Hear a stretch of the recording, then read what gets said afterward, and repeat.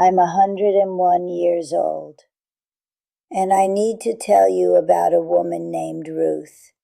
Not my Ruthie, different Ruth.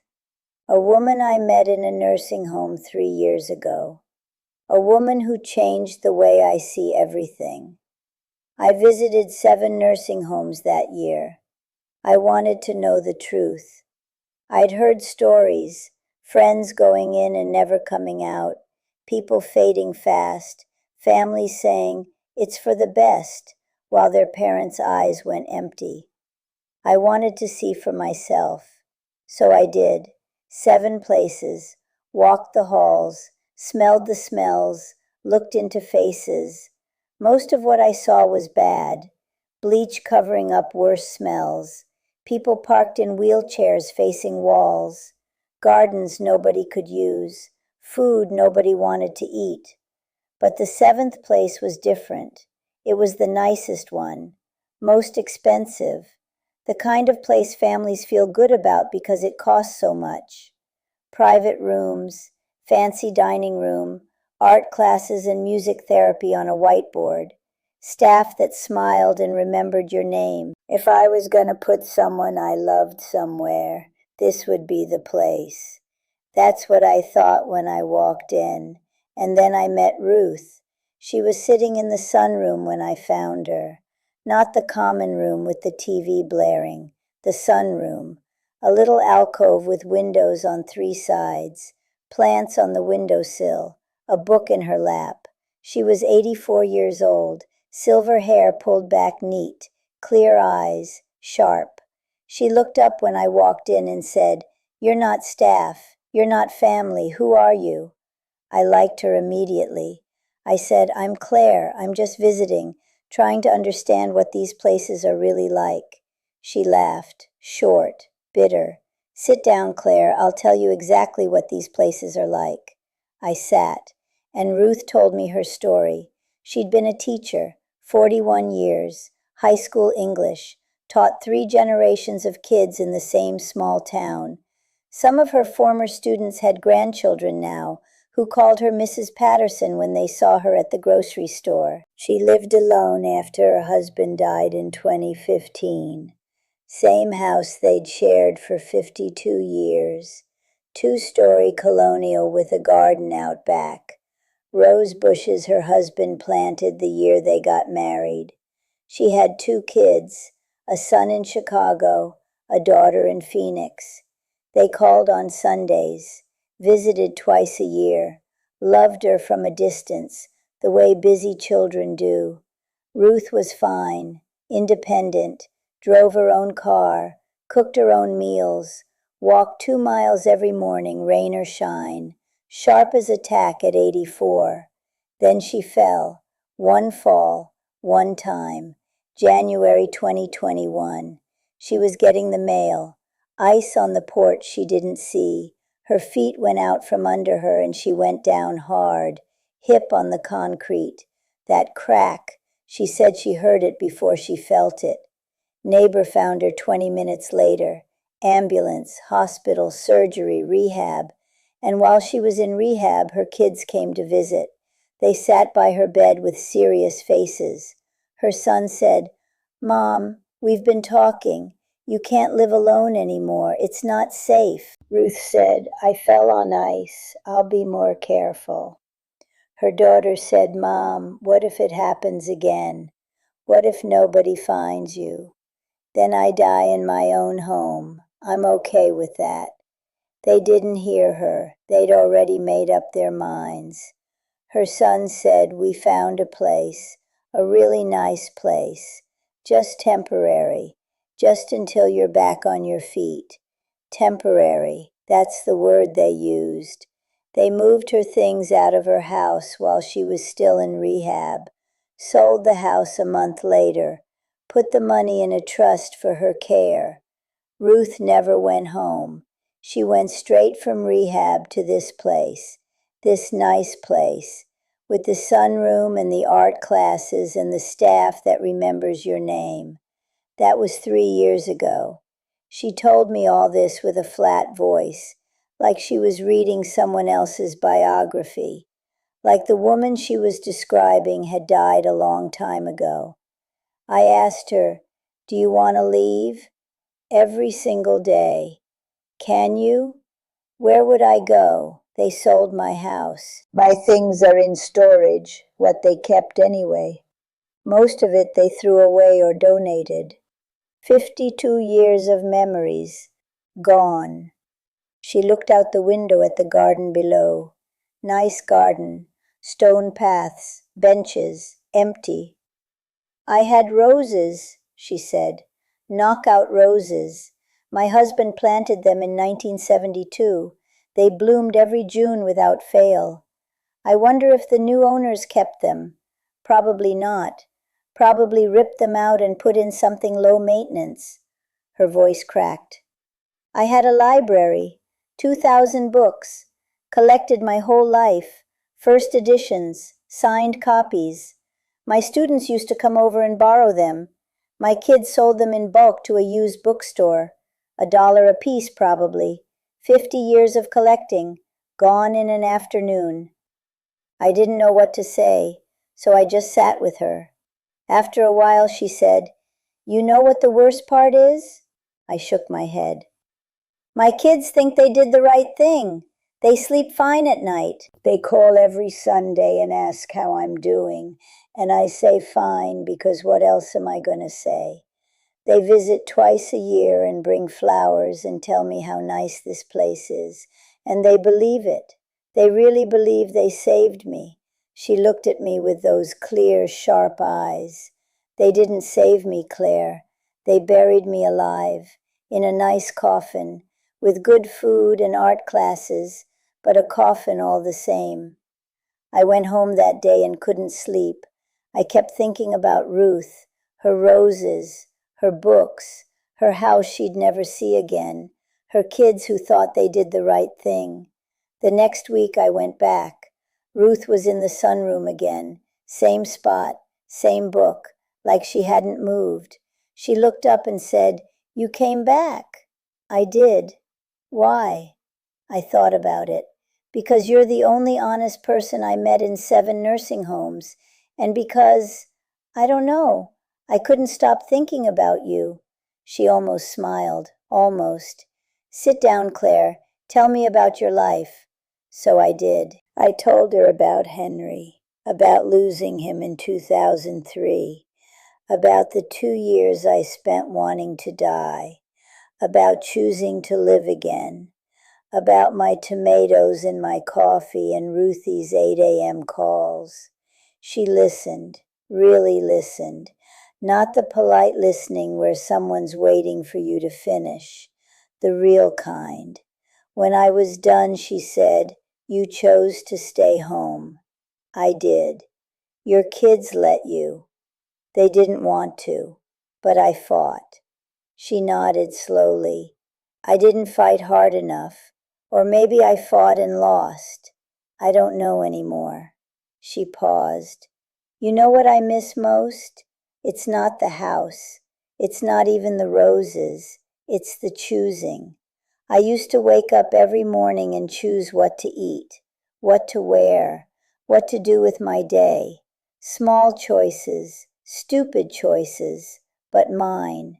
She gestured around the sunroom. Here they choose for me.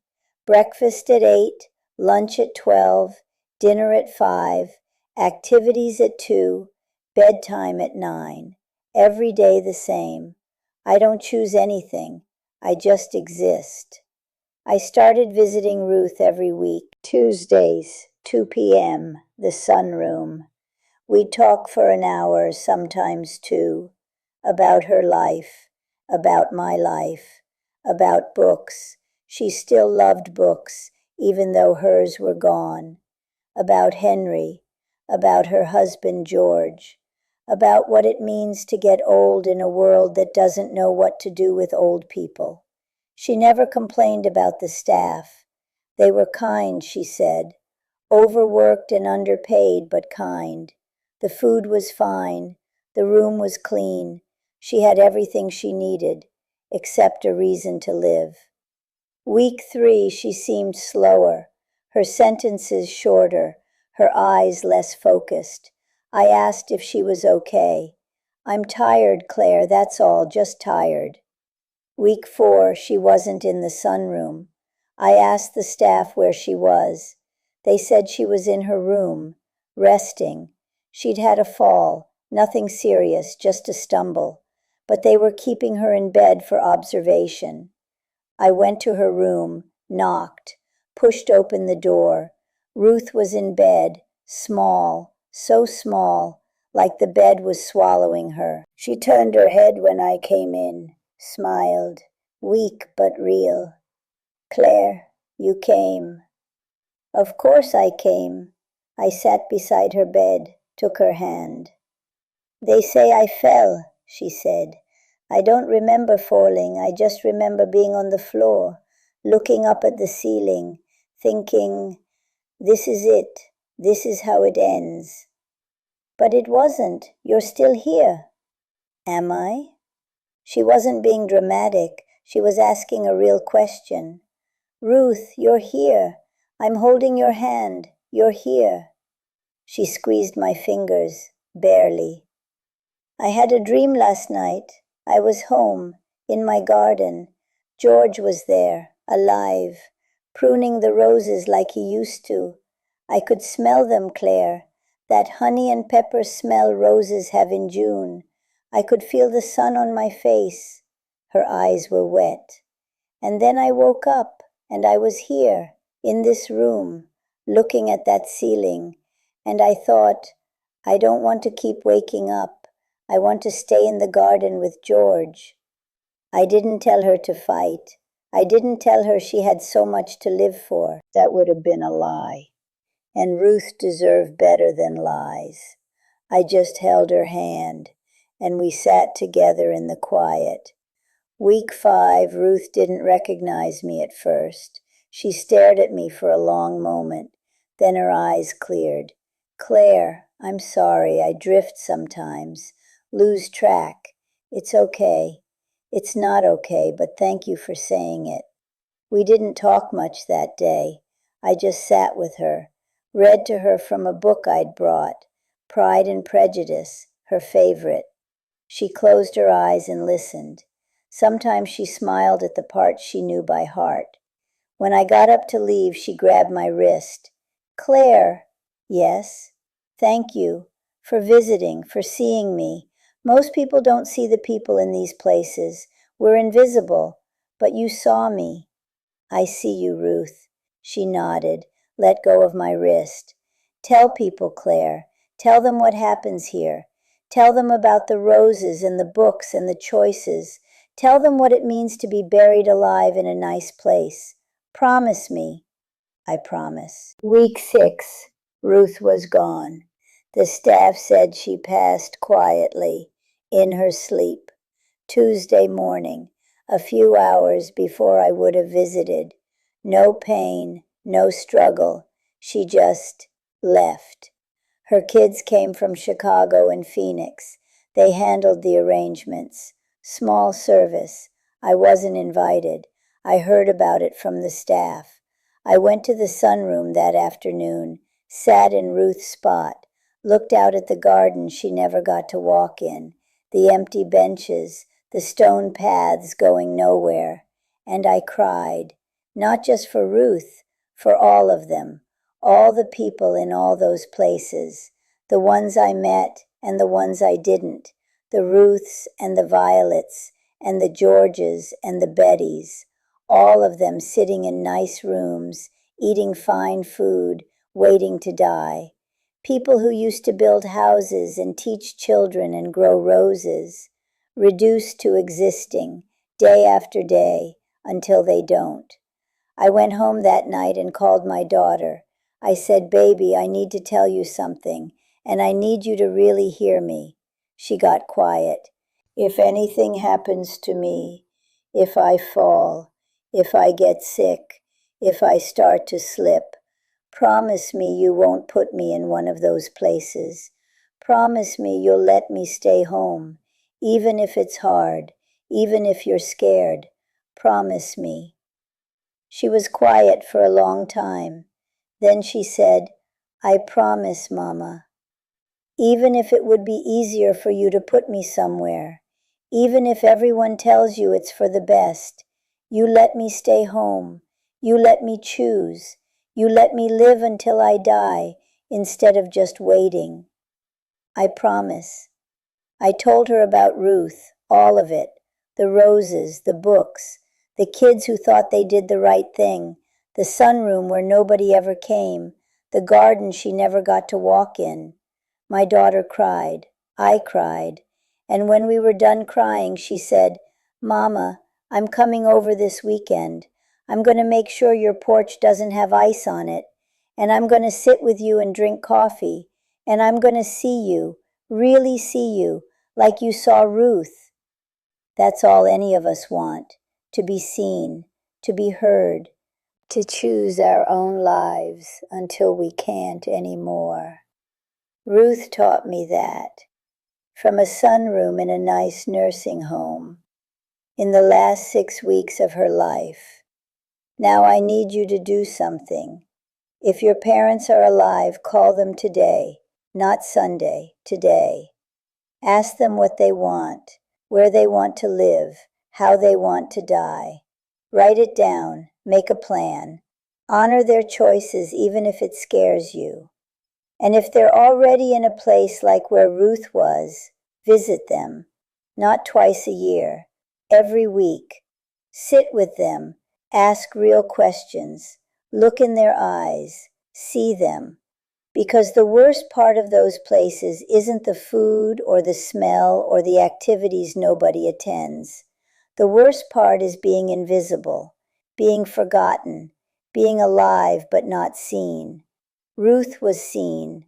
For 6 weeks at the end, somebody saw her. I wish it had been longer. I wish I'd found her sooner. But I'm grateful for those 6 Tuesdays, those hours in the sunroom, that hand in mine. Tell me in the comments about your parents, your grandparents, the people you love who are getting older. What have you promised them? What do they want? Keisha reads every comment to me, every single one. And if this made you think differently, if Ruth's story changed something in you, share it. Send it to someone who needs to hear it.